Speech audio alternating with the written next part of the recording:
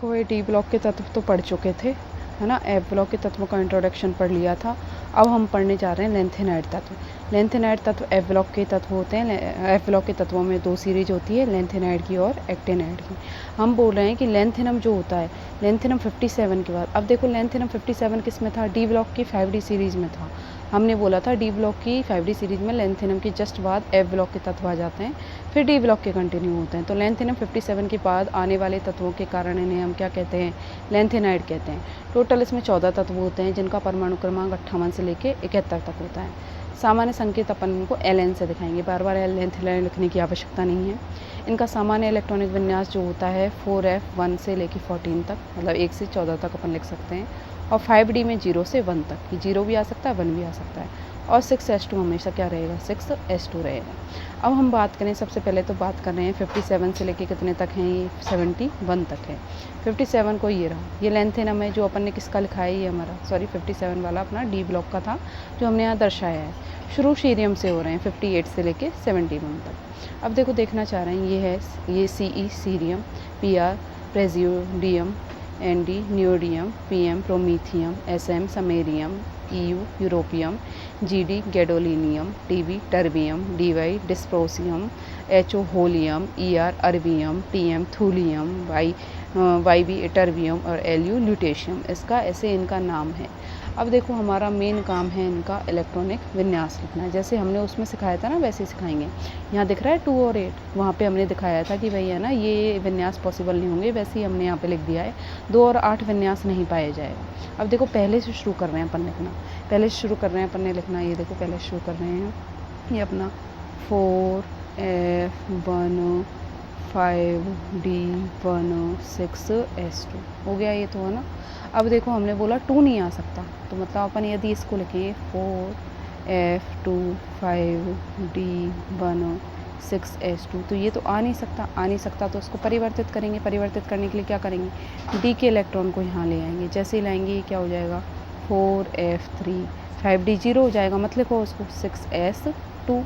अब इसको कंटिन्यू कर दो, 4f4 6s2 4f5 6s2 4f6 6s2 4f7 6s2। अब 4f8 आएगा भाई, 4f8 6s2, पर हमने देखा 8 तो आना ही नहीं है, तो इसको भी परिवर्तित कर दो। इसको परिवर्तित कहाँ करेंगे, बीच में डी का कक्षक है ना भाई, 0 को हम शो नहीं कर रहे थे, डी का कक्षक यहाँ उपस्थित है, तो एक इलेक्ट्रॉन को डी में पहुँचा देंगे, तो हो जाएगा 4f7, जो डी वाला था चल रहा था, जो 0 था इसलिए हमने दिखाया नहीं, 5 1 पहुँचाया तो 5d1, हमेशा 6s2 आएगा ही। अब देखो यहाँ से हम कंटिन्यू कर रहे हैं। अब इसको यदि अपन यहाँ लाएंगे तो फर्दर क्या लिखेंगे, 4f8 5d1 6s2, वो भी नहीं लिख सकते हम, 4f8 5d1 6s2, इसको भी नहीं लिख सकते हम, तो फिर से क्या करेंगे, डी का कक्षक किसे में पहुँचा देंगे, तो ये क्या हो जाएगा 4f9 और d0 हो गया, तो उसको लिखने की ज़रूरत नहीं है, और 6s2। अब इसको कंटिन्यू कर दो, 4f10 6s2 4f11 6s2 4f12 6s2 4f13 6s2 4f14 6s2। अब एक और लाना है भाई इलेक्ट्रॉन, एक और इलेक्ट्रॉन आएगा ना भाई, यहाँ तक फिल करना है, तो एक इलेक्ट्रॉन आएगा 4f, क्योंकि हमने क्या कर रखा था, डी से यहाँ ले लिया था इलेक्ट्रॉन, ये इलेक्ट्रॉन कहाँ से ले लिया था, डी का, तो डी के एक एक्स्ट्रा चल रहे हैं, तो फिर से हमारा डी आ जाएगा 5d1 6s2। तो ये होते हैं इनके इलेक्ट्रॉनिक विन्यास। अब देखो इनके सामान्य गुणों की हम बात करने जा रहे हैं। सबसे पहला है परमाणु आकार। ऐसे बोला जाता है कि बाएं से दाएं जाने पर परमाणु आकार कम होता जाता है, क्योंकि परमाणु क्रमांक बढ़ने के साथ साथ क्या होता है, इलेक्ट्रॉनों की संख्या बढ़ती जाती है। इलेक्ट्रॉनों की संख्या बढ़ती जाती है तो नाभिकीय आवेश बढ़ता जाता है, नाभिकीय आवेश बढ़ता जाता है तो नाभिक की पावर बढ़ती जाती है, और नाभिक क्या करता है, बाहर की कक्षाओं को अपनी ओर खींच लेता है, जिससे परमाणु की त्रिज्या कम हो जाती है और परमाणु का आकार भी कम हो जाता है। इसे हम क्या कहते हैं, लेंथेनाइड संकुचन। अब हम पढ़ रहे हैं लेंथेनाइड संकुचन का कारण। 2 रीज़न है लेंथेनाइड संकुचन के। नाभिक के आवेश में तो वृद्धि हो गई, अर्थात नाभिक खींच रहा है कक्षाओं को, तो आकार छोटा हो गया।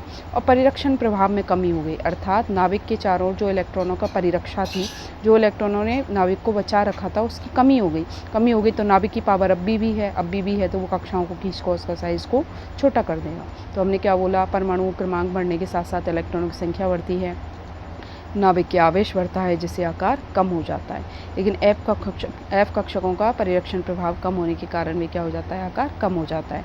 तो क्वेश्चन आए कि लेंथेनाइड संकुचन के कारण बताइए, तो ये दोनों कारण हमें लिखते हैं। अब देखो लेंथेनाइड संकुचन का परिणाम क्या है। डी ब्लॉक के तत्वों में हमने पढ़ा था कि 4D और 5D सीरीज का आकार समान हो जाता है। भाई 4D से 5D जाएंगे तो कक्षा बढ़ेगी, आकार तो बढ़ना चाहिए, 5D का आकार 4D से ज़्यादा होना चाहिए, लेकिन बराबर हो जाता है। उसका रीज़न क्या है, लेंथेनाइड संकुचन है।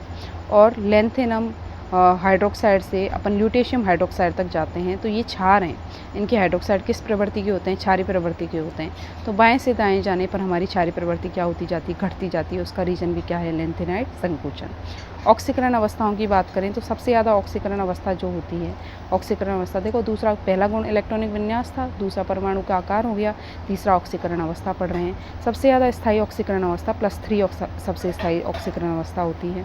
लेकिन कुछ असामान्य ऑक्सीकरण अवस्थाएं भी पाई जाती हैं, जैसे +2 है, +4 है। ये क्यों पाई जाती हैं कि एफ ब्लॉक में या तो 0 इलेक्ट्रॉन आ जाएँ, या 7 आ जाएँ, या 14 आ जाएँ। 0 आ जाते हैं तो पहले का जो अक्रिय गैस विन्यास है, जैसे हमने इसमें निकाला था ना, इसमें जिनोन आ रहा था सब में, तो यदि F0 हो जाएगा तो जिनोन का अक्रिय विन्यास आ जाएगा। तो अक्रिय गैस विन्यास प्राप्त करने के लिए 0 आ जाता है। F7 का मतलब है अर्धपूरित विन्यास, और F14 का मतलब है पूर्ण पूरित विन्यास। अब देखो हम देख रहे हैं +4 किस किस का हो सकता है, जैसे सीरियम +4 है। सीरियम +4 होते ही मतलब 2 इलेक्ट्रॉन S के चला गया, 1 D का चला गया, 1 F का चला गया, 4 इलेक्ट्रॉन चले गए तो 4F0 आ गया। अक्रिय गैस विन्यास जीनोन का प्राप्त कर लेता है।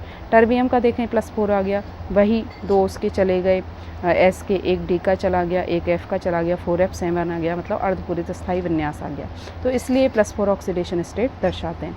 अब ये +2 क्यों दिखाते हैं कि जैसे ये 2 इलेक्ट्रॉन त्यागेगा 4F7 अर्धपूरित स्थायी विन्यास आ जाएगा, ये 2 इलेक्ट्रॉन त्यागेगा 4F14 पूर्ण पूरित विन्यास आ जाएगा। तो स्थायी विन्यास प्राप्त करने के कारण इनकी ये भी ऑक्सीकरण अवस्थाएं पाई जाती हैं।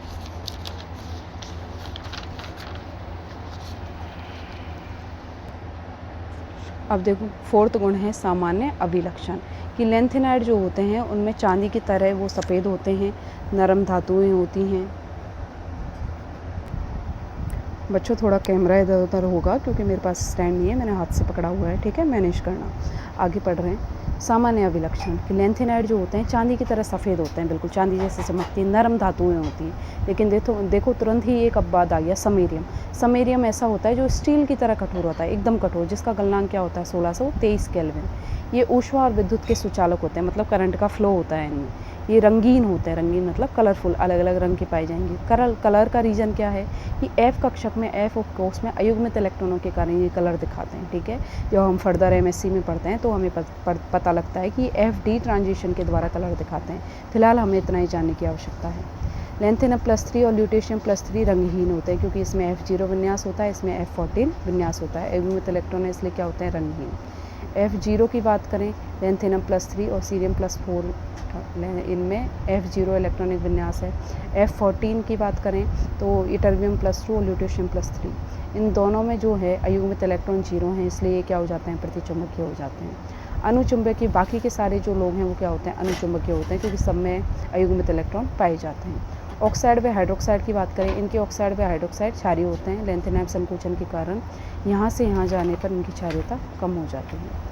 लेंथेनम के उपयोग की बात करें तो लेंथेनाइड से बनी मिश्र धातुओं को मिश्र धातु कहते हैं। क्वेश्चन आता है कि मिश्र धातु किसे कहते हैं, तो लेंथेनम से बनी हुई मिश्र धातुओं को मिश्र धातु कहते हैं। और मिश्र धातु में क्या क्या पाया जाता है, लेंथेनम 95% होता है, आयरन 5% होता है, कुछ मात्रा में सल्फर, कार्बन, कैल्शियम, एल्यूमिनियम भी होते हैं, और कुछ में 30 से 35% तक सीरियम भी पाया जाता है। उपयोग देखो, मैग्नीशियम मिश्र धातु जो होता है उसका उपयोग बंदूक की गोली बनाने में किया जाता है, उसका उपयोग कवच के खोल बनाने में, जेट इंजन के पुर्जे वगैरह बनाने में किया जाता है। लेंथेनम के जो मिश्रित ऑक्साइड होते हैं वो पेट्रोलियम के भंजन में उत्प्रेरक की तरह काम आते हैं। पेट्रोलियम का भंजन का मतलब है जो पेट्रोलियम हमें ज़मीन से प्राप्त होता है उसको तोड़कर उपयोगी पदार्थों में बदलना, जैसे कि पेट्रोल में, डीजल में, गैसेज में आदि में। लेंथेनाइड के जो ऑक्साइड होते हैं वो टेलीविज़न के पर्दे पर प्रदीप्ति, मतलब जो चमक होती है, जो हमें कलर दिखता है टीवी पर, वो इसके ही ऑक्साइड से दिखता है। गैस का मेंटल, पेट्रोमैक्स जो गैस होती है ना, उसका जो मेंटल होता है जिसमें अपन आग लगा के उजाला करते हैं, वो मेंटल भी इसी से बनता है। और ग्लास मतलब कांच की पॉलिश करने में भी इसी का उपयोग आता है। तो ये पूरा लेंथेनाइड है, इसमें से याद हो गया तो पूरे क्वेश्चन आसानी से सॉल्व हो जाएंगे।